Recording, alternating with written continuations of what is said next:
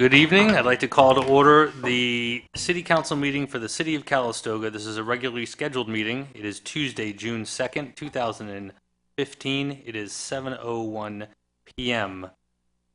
City Clerk Flamson, has this meeting been properly noticed? Yes, it has. Thank you very much. Can we have a roll call, please? Councilmember Lopez Ortega. Here. Councilmember Barnes. Here. Councilmember Kraus. Here. Vice Mayor Dunsford. Here. Mayor Canning. Here. You can all please stand with a salute to the flag. I'd appreciate it. I pledge allegiance to the flag of the United States of America, to the republic for which it stands, one nation, under God, with liberty and justice for all.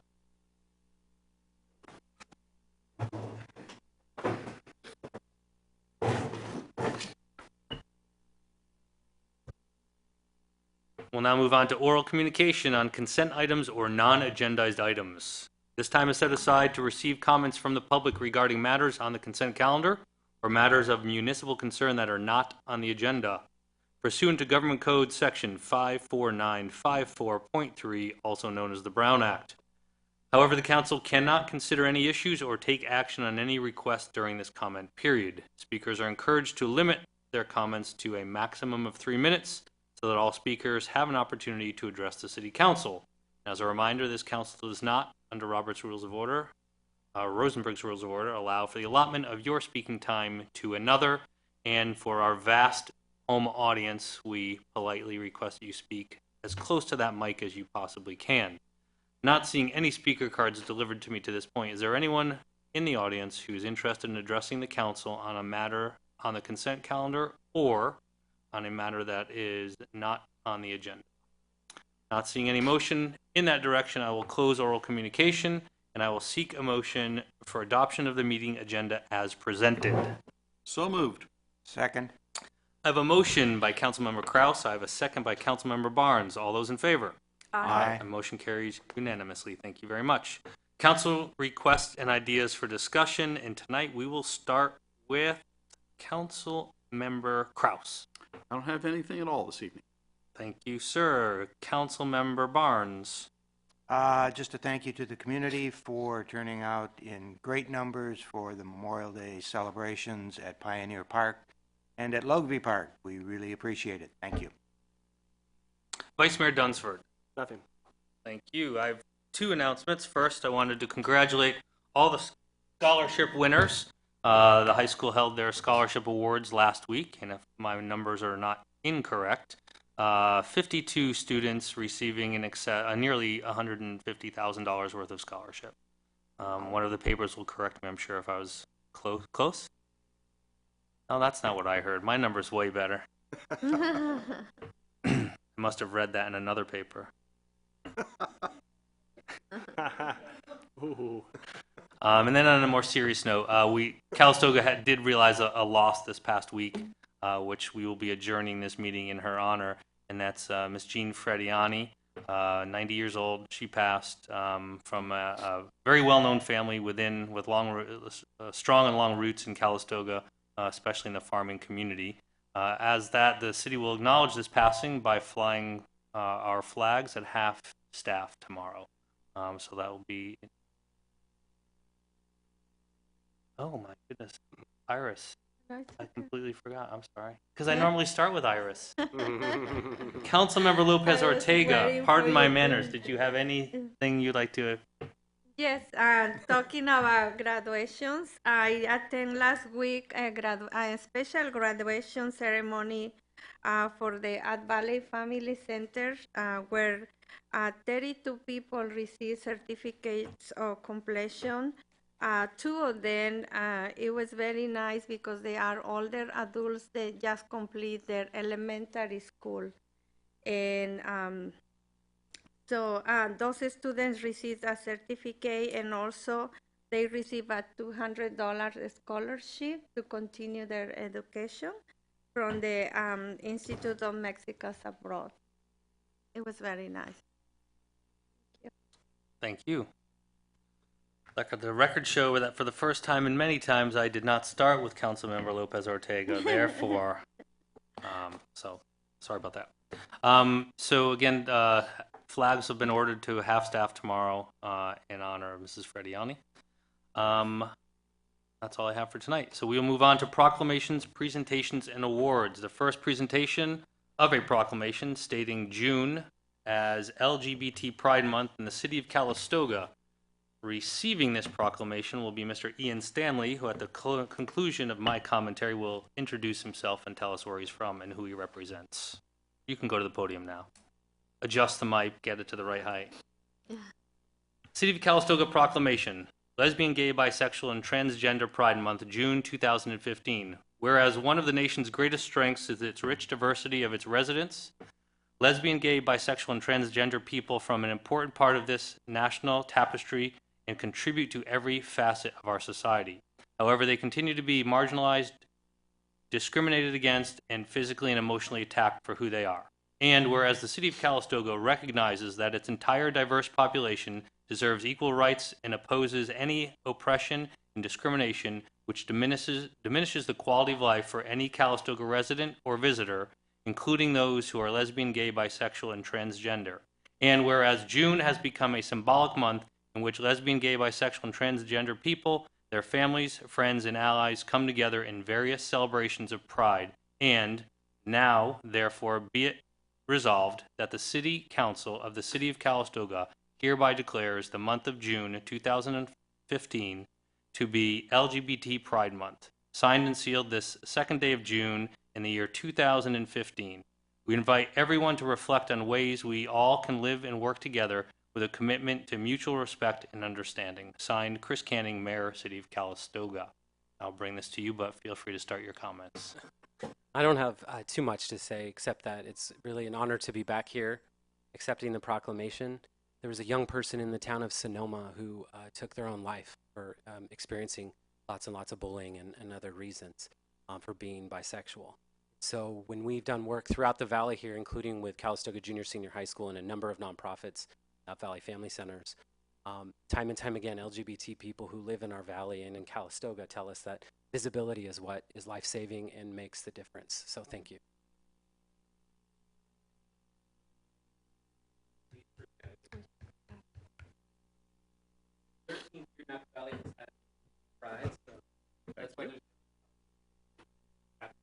Kathy's collecting them. Thank you. What does the barcode get me? It's on the back there. Wait, you have to be at the mic, otherwise people at home won't know. Gets you a discount at Calmart, I think. Does it? No. Kathy, I have one for you in my car too. So the barcode on the back, these are promotional items just to, again about visibility for Napa Valley Pride on June 11th through 18th. And the barcode on the back is because it's also a raffle ticket. And so you can win prizes that were donated by local businesses.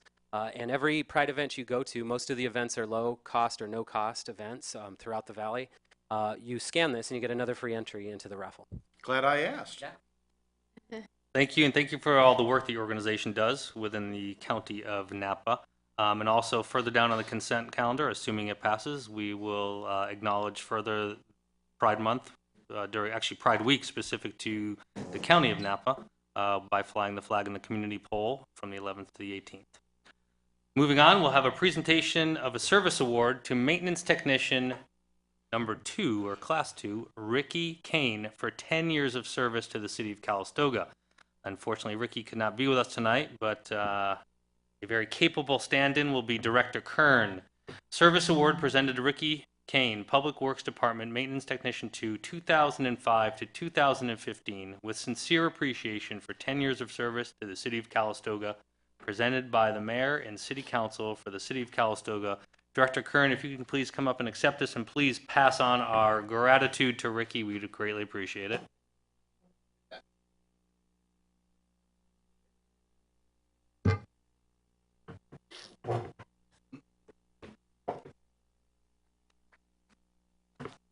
Moving right along, consent calendar. I will entertain a motion to accept the consent calendar as presented unless there's anyone that needs to or would like to move an item to the side. Mayor Canning, on items 6 and 7, I must recuse myself because I live within the 500 feet of the districts in question there. Thank you. Anyone else? So I will entertain a motion at this point to move on items 3, 4, 5, 8, and 9. So moved. Second. I have a motion by Councilmember Barnes. I have a second by Councilmember Lopez Ortega. We're even now? Yeah. Okay. No. Any further discussion on the matter? All those in favor? Aye. Motion carries unanimously. We'll now allow Councilmember Kraus to remove himself from the room. Don't go too far, Gary. I'll move items 6 and 7. I have a motion to move items 6 and 7 as presented. I'll second it. I have a second. Was moved by Vice Mayor Dunsford, seconded by Councilmember Barnes. Any further discussion? All those in favor? Aye. Motion carries. Thank you very much. Welcome back, Gary. Didn't make it very far, did you? Public hearing, there is none. General government, consideration of the annual report on the status of the development agreement for the Silver Rose project, finding the developer is in good faith compliance with the terms and conditions of the development agreement. The recommended action is to adopt the resolution. Taking us through this item, I believe, will be City Manager Spittler. Thank you, Mayor and members of the council. On May 15, 2012, the City Council entered into a development agreement with the owners of the Silver Rose property, Silver Rose Venture LP. This is for development of a resort project with single-family homes. As a requirement of the development agreement in our city ordinance there to have an annual report or check-in with the council to determine the status of the project and most significantly, are they moving forward on or showing progress for the project in good faith. And so in your staff report is we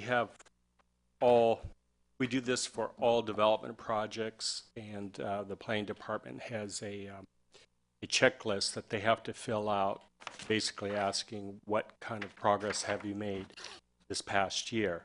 That was filled out by the property owner and reviewed by the planning staff, and their recommendation is that they have made significant continuous progress on developing the property. Obviously, there's a lot more that needs to be done, but we found them in compliance with their development agreement. To summarize what they've done, they've demolished all the structures on the property, removed the vineyards equipment, removed underground septic tanks, deconstructed 2 cold water wells, relocated 27 trees, exploratory evacuation for Building A, which is the main hotel building,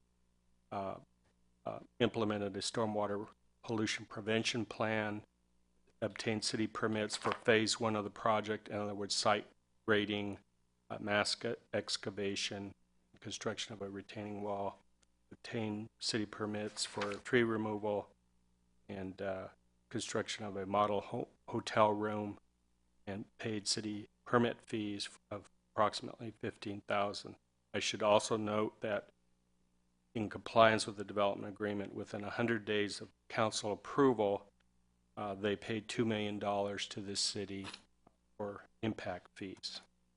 So with that, I'm recommending that you adopt a resolution basically finding that the developer has acted in good faith, substantial compliance with the terms and conditions of the development agreement between the city and Silver Rose Venture, and this review satisfies the annual review requirement of the development agreement as set forth in government code. That concludes my staff report. Kelly Foster and Victor Cortez are here if you have any questions of the owner and developer of the property. Thank you very much. Council members, any questions of staff, or since we do have them at our disposal, if you will, any questions for the developers? I have one question. Staff or developer? Both. I don't know who answers. Kelly and Victor, if you'd like to approach the podium, one or the other. It's probably a very easily answerable question. I'm just curious.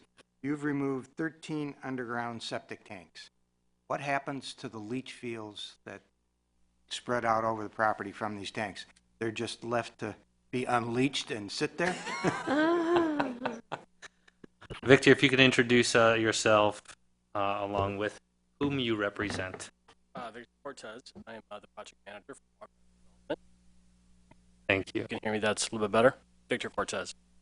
The question was regarding the leach fields. Yeah, what happens to them? They will be removed as part of the permit we actually just received, which is a mass excavation. Okay, So as a part of that, it'll be all habitable. okay. Just wondered what happens. Exactly. Thank you. Other council members. We were thinking of having a garage sale, so if you want to buy used leach field, we got several on the property. So all the proceeds going to our favorite Do you have any nonprofits. used water I could buy? This year we do. All right. Any other Speaking questions? of nonprofits, how's the Boys and Girls Club coming along? I know that's not on the agenda. Not an but we're not agendized gonna item. take it. Let's steer clear for now. Thank you We're not for- linking the two of them. I'm compelled to answer the question. are not As opposed to actually. The I'm developer is supposed going to- very well, Gary. Thank Good. you very That's much all I needed to know. for asking. And I'm Many compelled to different interrupt fronts. you, so no. No other noted. questions. Nobody's going to ask the obvious question. I'll ask one I know you question. will if someone else doesn't. Vice Mayor ask- Dunsford, I'll please. throw a softball. The Masonic building, I know I think you've leased the first floor, and there was a construction of a unit, which I'm guessing is sort of a showroom or Yeah, something. so Can you that's just? the model hotel room. Oh, okay. We do one of those on every project like this. The basic idea of the model hotel room is make your mistakes quantity one. So we're going to build 85 of these over the next 2 years, and we'd like to make our mistakes quantity one instead of replicating them throughout the project. So Victor and the team, along with our architects, interior designer, contractors, subcontractors, have built a complete model hotel room in 1334A Lincoln Avenue, which is the front part of our space. And we brought out our hotel partner about a month ago, walked through the space in excruciating detail. They're delighted with V1.0 of the model room. We're going to be tearing it apart and incorporating some of their feedback. We'll actually rebuild it again, a couple minor tweaks here and there. V2.0 will be fully furnished, so down to bathrobes on the hooks, soap in the dishes. You take it all the way through running water and wastewater, heating and air conditioning. And the goal is for owner, architect, operator, interior designer, all the subconsultants, and all the contractors and subcontractors to understand exactly what it is we're building 85 of, what our quality standards are, how it all integrates. So that process is going very well. So our partner was out here about a month ago, and they were delighted with the 1.0. Is there any opportunity or chance that you would open this up to your nosy neighbors so that we can all take a look at what you're doing eventually? Yes, we plan on doing that sometime this year. All right. So it should be a fun event, and we're looking forward to welcoming the community into the model room and telling them all about it. I think that would be great because there's obviously a lot of curiosity, and you're right there on Lincoln Avenue, so why not? Why not? Do Good we excuse for a have, party. excuse me, do we have any tentative start time when we can start seeing some more forward progress out there? Likely this summer. We still remain on track for 2017 opening, and the sooner we start, the more of high season 2017 we'll be able to capitalize on. So that's very much our goal that we're working towards daily. Better get going. It's going to rain like heck. The minute we start, it will. So you guys just let us know when you want some. We some were rainfall. kind of hoping for that. Yeah. I washed my car the other day, and you see what happens. So All right. Well, There's actually, I washed my truck in Santa Rosa, so I Yeah. didn't use Calistoga water on it. But it rained. It worked. So two other things that are not on the staff report. First of all, staff has been great to work with, particularly Lynn and her team and Mike and his team. So thank you all very much for that. And we continue to look forward to several more years of working through all the details of all the infrastructure of the project. Secondly, over the last 12 months, we've spent about another $7 to $8 million on the project.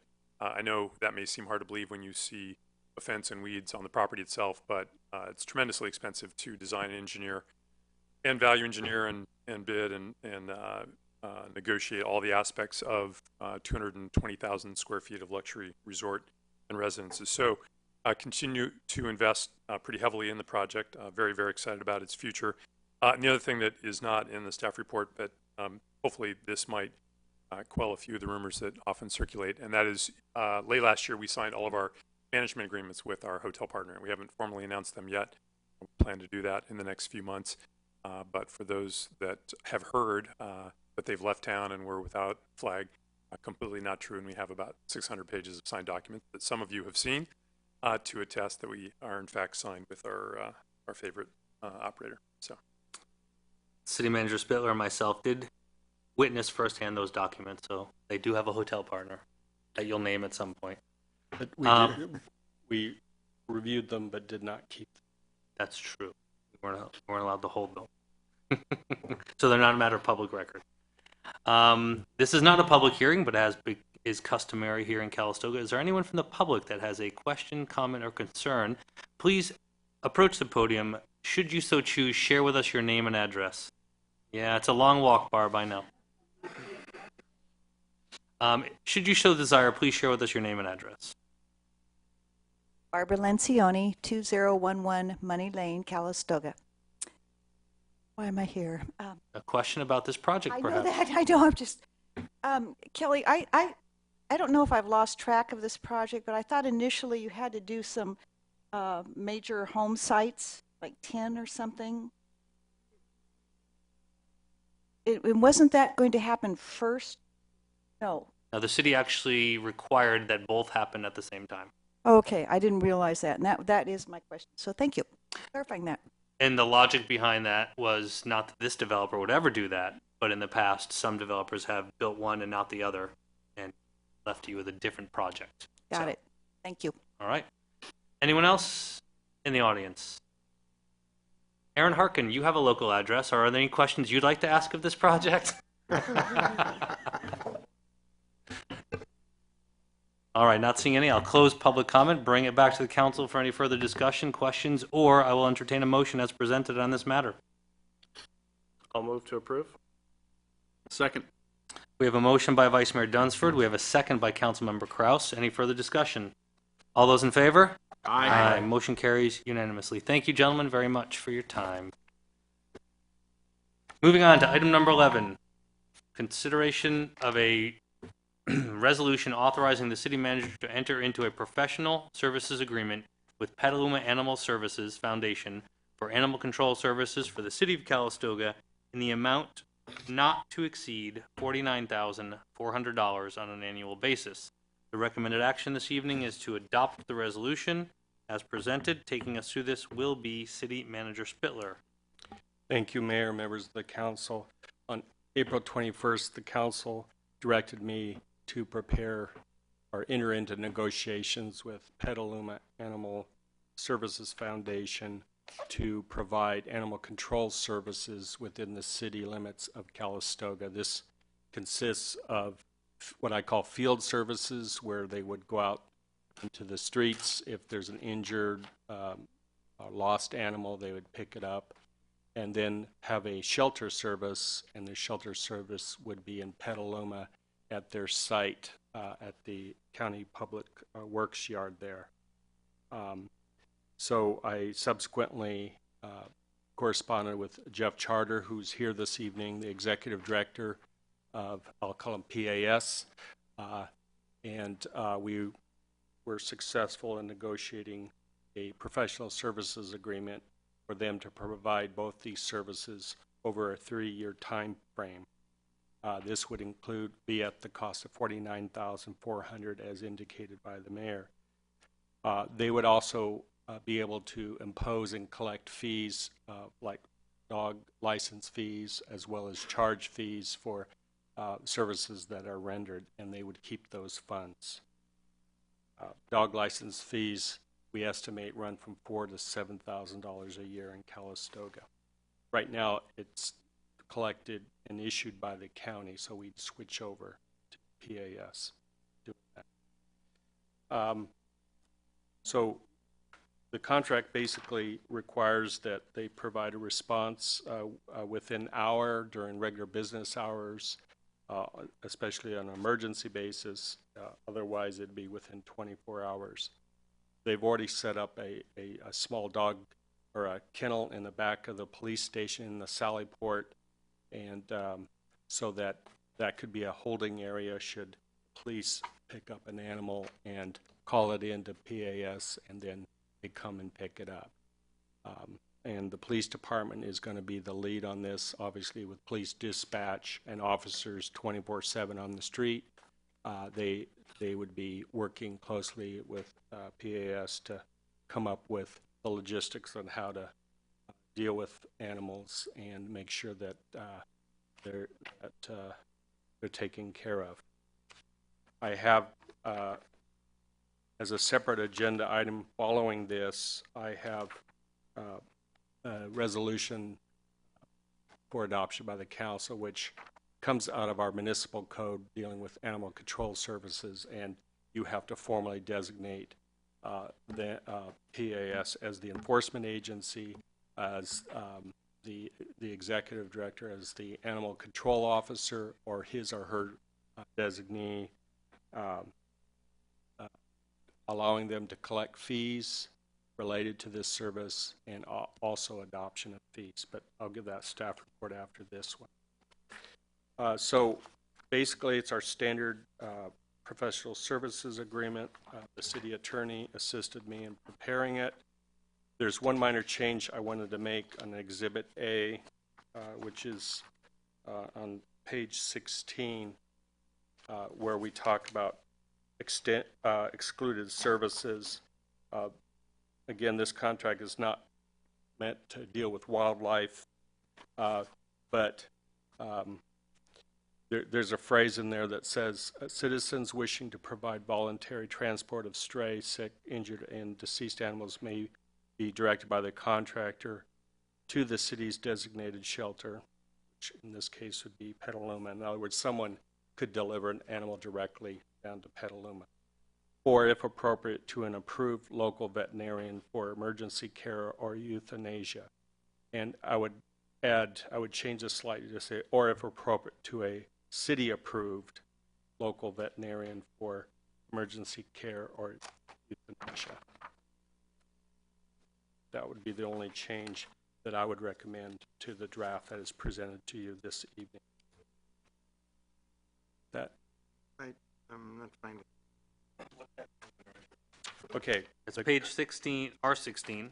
Yeah, There's Exhibit A at the top paragraph, top of the page. This page right here. It's little 16, not big. Okay, it'd be little page 20. Ah, so they're 16. So our packet page 20. Packet page 20, agreement page 16. Okay. At the top. And All right. where it talks about citizens.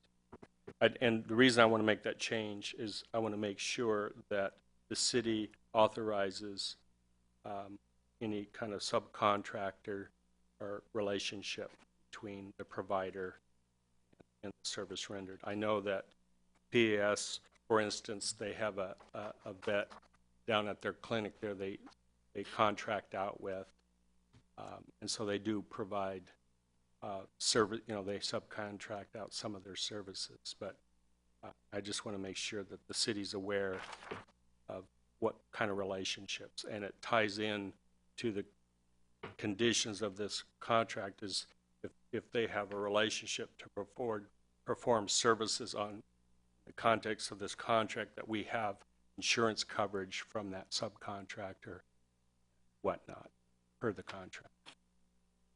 Okay, and I'm assuming PAS has been made aware of this suggested change? I haven't. It's kind of a small change. I don't know. They could speak for themselves, but I haven't brought it up. I'll call up Mr. Charter in a second. Any other questions of staff for City Manager Spiller? Mr. Charter, how are you? Welcome back to Calistoga. Please share with us your name and the organization which you represent, should you so choose. I am well, thank you. Jeff Charter, Petaluma Animal Services Foundation. We have no objection to that change. Okay, thank you very much. Council members, any questions of staff or of Mr. Charter? All right. Yes. Yeah, when I've got 2 dogs, so when my licensing period is over with Napa, I will get my renewal from you. That's correct. I guess Napa just turns over the records to you, and you do all the dog and cat owners, et cetera, that are licensed in the city, and mail us our bill, right? That's the intent, yes. Okay, thank you. Also have the opportunity to license online once that starts. Okay. Thank Any other council members with questions before mine? Okay, mine was around dog license fees as well. So it's fair and acceptable that they don't, no portion of the license fee goes to Napa County for general animal control, correct? No. In the unincorporated areas, et cetera. With this contract, well, actually, in reality, right now, the only service that the county provides is the county sheriff with dog bites and rabies situation, and that's under separate state statute, and they have to do that. But right now, the county's been collecting dog fee applications and collecting fees because there was no one else to do it. But with this, we're going to switch it over. And then in that process, and I'm sure Mr. Charter's already thought about this, if we have not, is we're going to have to go into great detail explaining to people why their licensing organization is a city or a county other than here. So we want to make sure that we reduce as much confusion as possible. Right. I think we're going to need to do a lot of, have a Q&A sheet, a map on how to get to the shelter, and work out all these details. Ask the police chief to work with Jeff, figure all that out, and also Napa County. You've done this in other communities, so Correct. okay. I have 4 different jurisdictions. We will facilitate all of that happening here in Calistoga. If needs be, we're happy to do a DBA and have that just be Calistoga dog licensing. We'll put a drop box at City Hall. They can do it online. They can mail it in. We'll come pick it up once a week, that kind of thing. We won't expect anyone to drive to Petaluma to license their dog. No, I wasn't concerned about that. Right. Actually, I think that's a great suggestion. Create a DBA, Calistoga animal licensing or something, because I think it would remove quite a bit of the confusion there. Yeah. I agree, and I don't want to touch the money because then we got to enter into our system. Well, challenge number 1 is getting someone to actually license their animal. Right. Okay. Right, yeah. Challenge number 2 is getting them to send the money to the right place, and if we can eliminate that confusion and you can still do it online and a DBA's Yeah, as we'll something make that. Calistoga referenced, that'd be great. Right. We'll make that as easy as possible for the end user. Okay. And then my second question to City Manager Spitler, you can stay there, Mr. Charter, is so police powers, which are granted by this council to our police department, as is under the statutes in the state of California, does that mean we're granting police power, part of our police power, to their animal control officer, or how does that all work? Because I didn't see that in here. Right. Well, to an extent, they're not sworn officers. They don't carry weapons, but we are granting them the power to basically pick up a dog and take it to the shelter. And you are delegating that. So your animal control officers are not? They are actually the authorities derived from Penal Code Section 832 and 830.9. It's the same as any government animal control officer. Okay. And they're certified. They're all certified. Okay. I just want to make sure that we've closed the loop on how that police power gets issued from this. The next item on the agenda is to do that. Okay. And it says that in. Yes. Got it. Thank you. Any other questions of council? All right, I'll open this to the public. If anyone in the public has any questions, comments, concerns? Not seeing any movement toward the podium, I will close that, bring it back to the council for further discussion, or we'll entertain a motion on this resolution as presented, including the changes made to packet page number 20. Move the resolution. Second. I have a motion by Councilmember Barnes. I have a second by Councilmember Kraus. Any further discussion? All those in favor? Aye. That included the change. I did say that, Oh, yep, yeah. including change. That passed unanimously. Thank you very much. Moving on to item number 12, consideration of a resolution designating an animal control enforcement agency, an animal control officer, an animal shelter, and animal control fee scheduled for the city of Calistoga in order to administer and enforce the provisions of Chapter 6.04 of the Calistoga Municipal Code pertaining to animal control services. The recommended action this evening is to adopt the resolution as presented. Also, taking us through this would be City Manager Spitler. Thank you, Mayor. Members of the council, you just took action to enter into a professional service agreement with Petaluma Animal Services Foundation. And this is a follow-up where you delegate basically the authority that is in the municipal code under Animal Control Services, Chapter 6.04, to designate the Petaluma Animal Services Foundation as the Animal Control Enforcement Agency for the City of Calistoga, designating an Animal Control Officer, which is the Executive Director of PAS, which right now is Jeff Charter, or his or her designee, so he can delegate that authority. And I've presented an animal control fee schedule. This was patterned after the City of Petaluma fee schedule, which PAS is used to using, and I compared it to the County of Napa rates, and it's actually less expensive across the board. I did include a CPI automatic on an annual basis on that. So the resolution that is before you, and I recommend you adopt it, includes all these provisions, basically delegating, giving them the authority to do their job. That concludes my staff. Thank you. Council members, are there any questions? All right, open this to public. Anyone in the public with any questions, comments, concerns?